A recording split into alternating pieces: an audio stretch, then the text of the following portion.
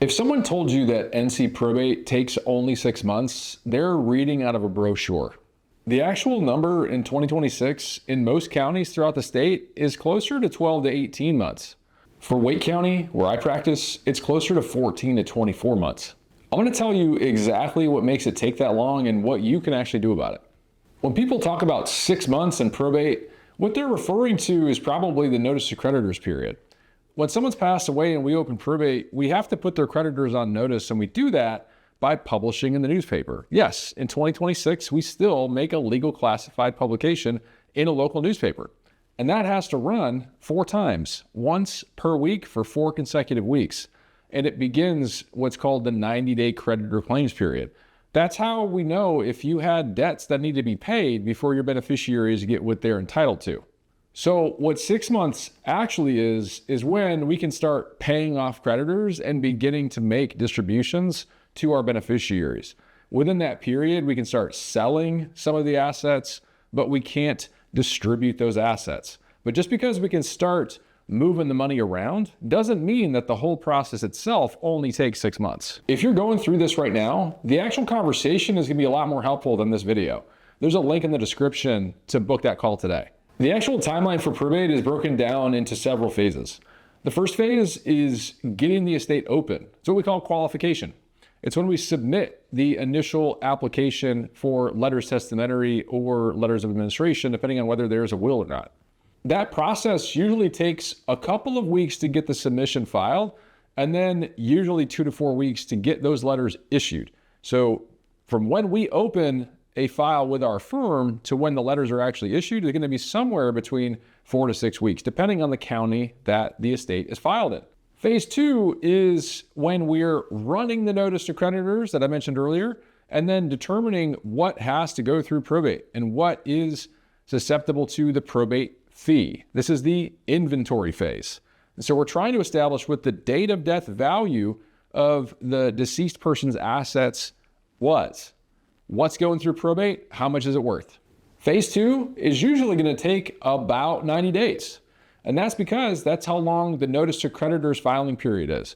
We can't proceed further into the probate process until that period of time has expired. Phase 3 is the inventory and accounting period. And it's when we start selling, paying debts, and distributing property.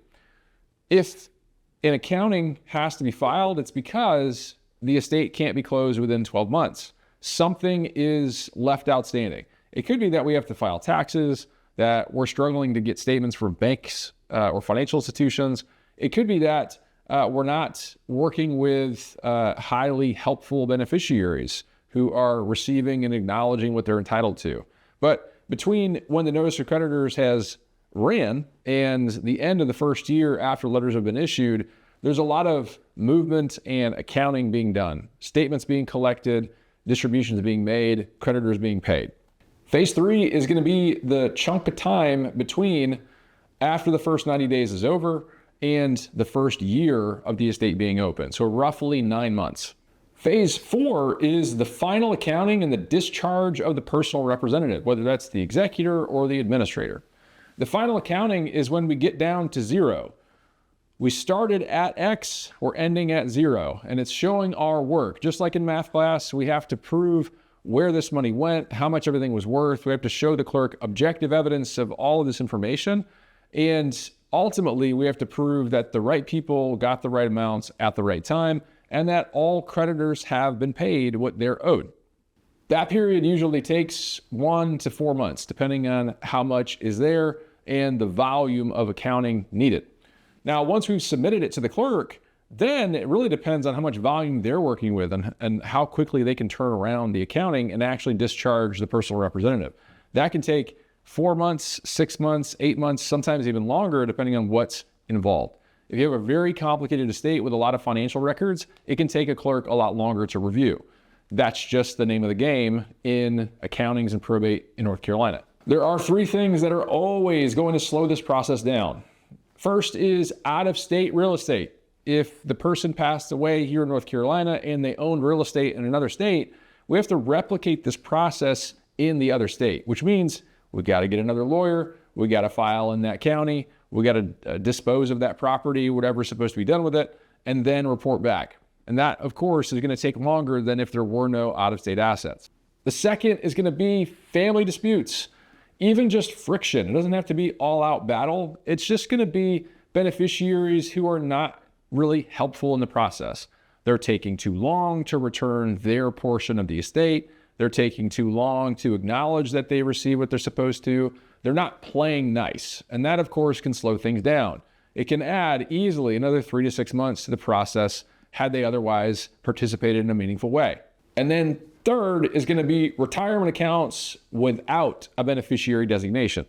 Anytime those pre-tax retirement accounts are made out to the estate or are absent a beneficiary, they have to be payable to the estate. And that can create some complications in terms of who the beneficiary is supposed to be, the tax liability, income tax filings for the executor, and the like. So those are just a more complicated asset to deal with when they make their way into the estate. That can, again, delay things another 2, 4, 6 months, depending on the complexity. If you're estimating this for a parent's estate or for your own estate plan, we can help walk you through it. Just click the link below. There are several things that families can do ahead of time to make things easy or easier during the probate process. The first is being organized and actually having an inventory of your assets while you're living. Having that consolidated in an organized and efficient way so that if you were to pass away, all your family has to do is grab that binder, that folder, that digital vault, wherever this is housed, and run with it. They don't have to search around like a wild goose chase trying to figure out what you own, where it is. The second is going to be naming an executor or co-executor who lives in North Carolina. North Carolina executors and administrators are required to open an estate. So if your named executor lives in another state, they're going to run into some resistance opening your estate here. North Carolina just doesn't have jurisdiction over non-residents. And so in order to qualify to be an executor or administrator, they have to appoint someone who lives here to serve with them. That can be a resident process agent or a co-executor. If you're contemplating who that's supposed to be in your planning, take that very seriously and plan accordingly. And 3, make sure that all of your accounts are titled appropriately. If you're married and it makes sense, add your spouse as a joint tenant with rights of survivorship. If you're single or can't add a joint tenant for things like retirement or life insurance, make sure that there are beneficiary designations set up for primary and secondary or transfer on death. These designations or titling distinctions can completely avoid probate for the transfer of that property if they're done appropriately. When it comes to Wake County's clerk's office is the busiest clerk's office in the entire state. We have the highest volume of submissions in all 100 counties.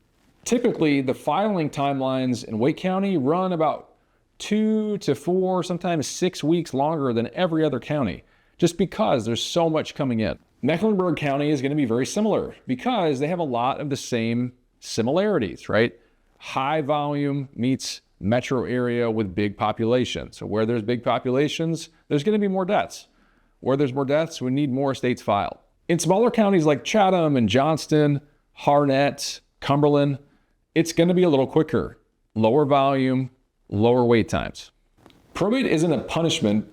It's a process, but it's a process that most families get involved in without really knowing any better. If you want to know what it's actually going to look like for your family, that's a conversation that our firm has every single day. The link is below, and the next video in this series is going to walk you through what probate in North Carolina is actually going to cost in 2026. Probate, taxes, and creditors are preventable. Schedule your consultation with Cary Estate Planning now.